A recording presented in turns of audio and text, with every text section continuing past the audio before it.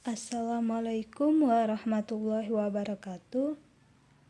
Saya Musdalifah dari kelas 4D Ekonomi Syariah Universitas Islam Negeri Sultan Toha Saifuddin Jambi ingin menjelaskan tugas PowerPoint mata kuliah Ekonometrika pada materi kedua, yaitu analisis regresi berganda dalam poin regresi dalam notasi matriks penduga MKT dalam notasi matriks. Analisis regresi berganda adalah suatu metode untuk meramalkan nilai pengaruh variabel independen atau lebih terhadap satu variabel dependen.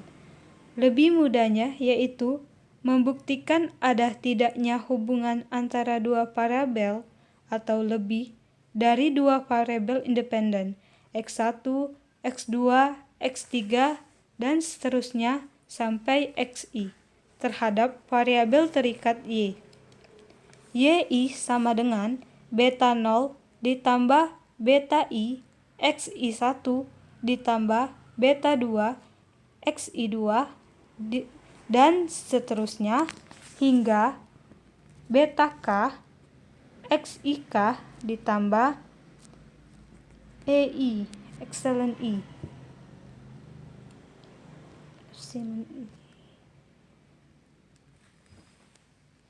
Regresi linear ganda ada satu peubah respon endogen, ada beberapa peubah penjelas atau eksogen, dinotasikan dalam matriks Y sama dengan X beta ditambah U.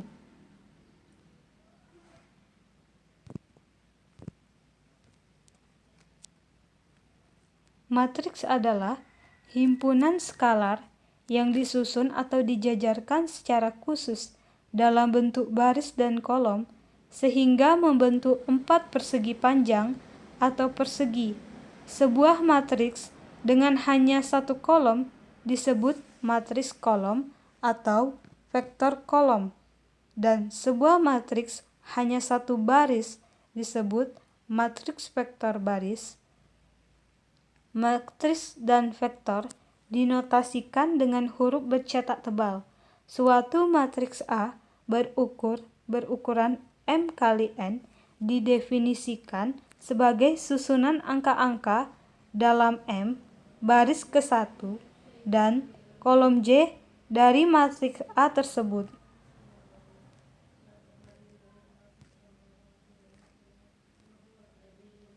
Asumsi klasik regresi, metode kuadrat kecil, merupakan metode yang paling populer karena mudah digunakan agar hasil perkiraan atau estimasi memenuhi syarat-syarat sebagai estimator yang baik, yaitu tak bias, efisien, dan konsisten. Maka asumsi si klasik yang harus dipenuhi pada model regresi adalah sebagai berikut. Yang pertama, ada normalitas.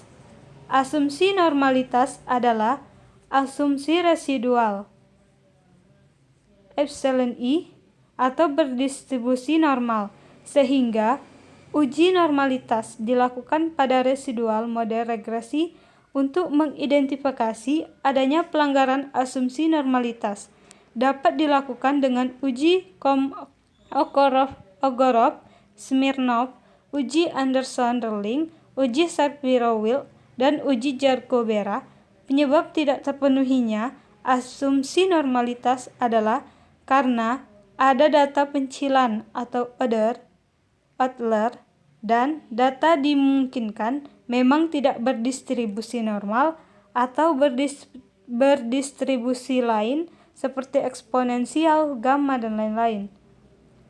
Homogenitas varian.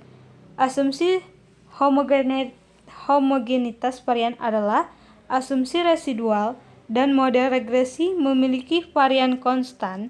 Untuk mengidentifikasi adanya pelanggaran asumsi homogenitas varian dapat dilakukan pengujian uji Park, uji Glaser, uji Goldquist, dan uji Brush-Pagan. Penyebab tidak terpenuhnya asumsi homogenitas varian adalah karena adanya manipulasi data, kesalahan input data, data pengamatan merupakan data time series, dan terjadinya kasus heteroskedastisitas alami, misalnya pada data ekonomi. Tidak ada autokorelasi.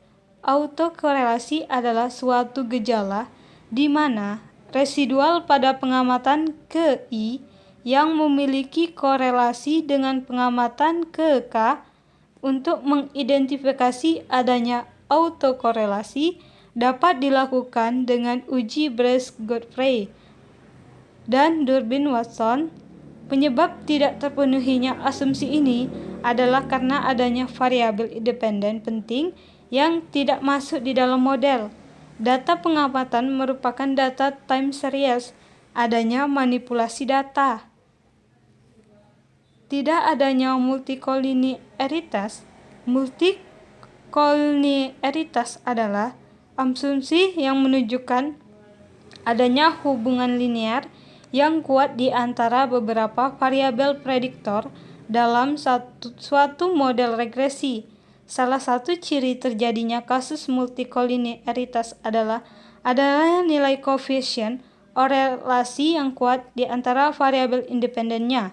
Pengujian ada tidaknya multikolinearitas hanya dilakukan pada model regresi linear berganda. Asumsi linearitas adalah asumsi yang menunjukkan bahwa model regresi yang digunakan merupakan model linear. Untuk menguji terpenuhinya atau tidaknya asumsi ini dapat digunakan uji Ramsey. Metode pendugaan yang digunakan untuk menduga koefisien regresi dalam analisis regresi berganda adalah metode kuadrat terkecil. Metode ini bertujuan untuk meminimumkan jumlah kuadrat dari error. Jumlah kuadrat dari error dinyatakan sebagai berikut. S beta sama dengan sigma dari N sampai I sama dengan 1, error, dan error T, error, sama dengan Y dikurang X beta aksen Y dikurang X beta, Y aksen Y dikurang B aksen X aksen Y dikurang Y aksen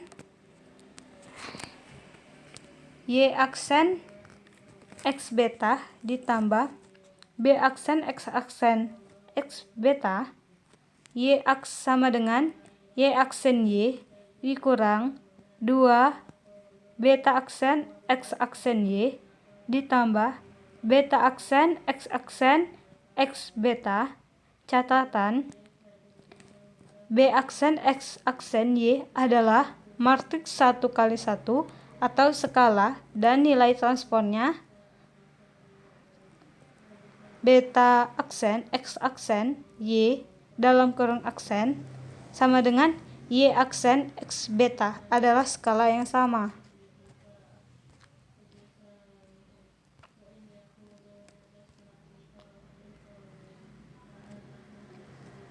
Dalam metode kuadrat terkecil harus dipenuhi delta error aksen error dibagi delta beta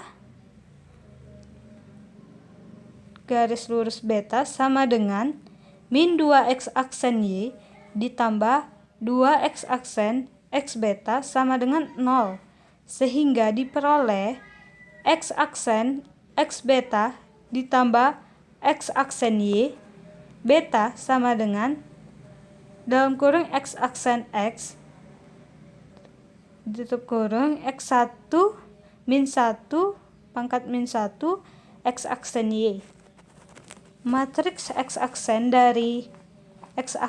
X dari persamaan 3, 0 di atas adalah matriks simetris K tambah 1 kali K tambah 1, yang mana elemen diagonalnya adalah jumlah kuadrat dari elemen-elemen kolom dalam matriks X dan elemen-elemen di luar diagonal adalah jumlah hasil kali K dari elemen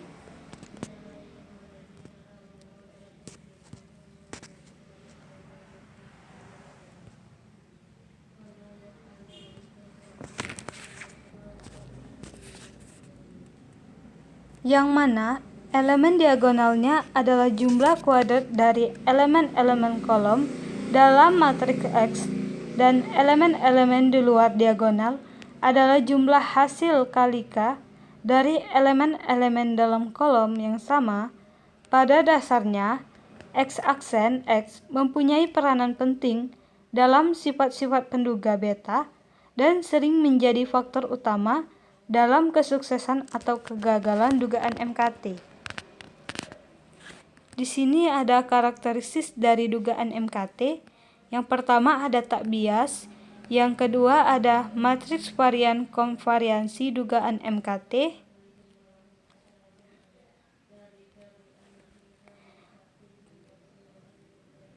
Di sini ada persamaan Y sama dengan X beta ditambah epsilon disubstitusikan ke persamaan B sama dengan XT X tutup kurung pangkat min 1 X akar T Y diperoleh dengan menyubstitusikan persamaan 2,8 pada persamaan 2,7 diperoleh matriks konversi dari beta yaitu cos beta sama dengan E buka kurung X aksen X pangkat min 1 X aksen error dikali X aksen X pangkat min 1 X aksen error X aksen X pangkat min 1 X aksen epsilon aksen X dikali X aksen X pangkat min 1 sama dengan X aksen X pangkat min 1 X aksen dalam kurung X epsilon aksen di X dikali X aksen X pangkat min 1 karena cos epsilon sama dengan dalam kurung epsilon aksen ditambah delta kuadrat, maka matriks konversi dari beta dapat ditulis sebagai berikut.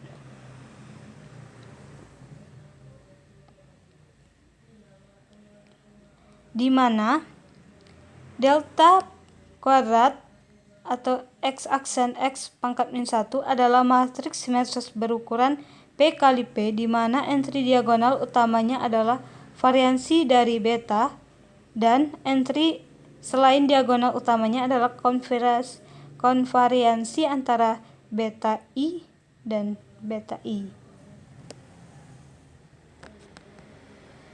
Dugaan untuk delta kuadrat. Pada praktik delta kuadrat tidak diketahui sehingga nilai delta kuadrat harus diduga menggunakan data.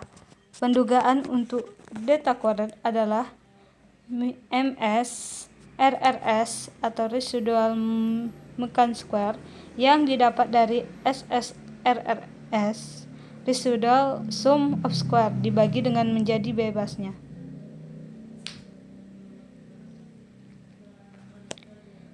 Di mana N adalah banyak pengamatan dan P adalah banyaknya variabel bebas.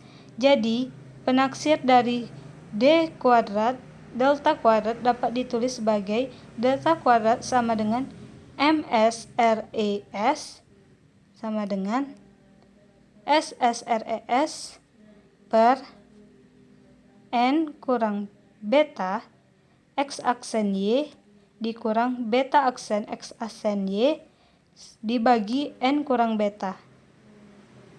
Terima kasih. Sekian. Mohon maaf apabila ada kesalahan. Wassalamualaikum warahmatullahi wabarakatuh.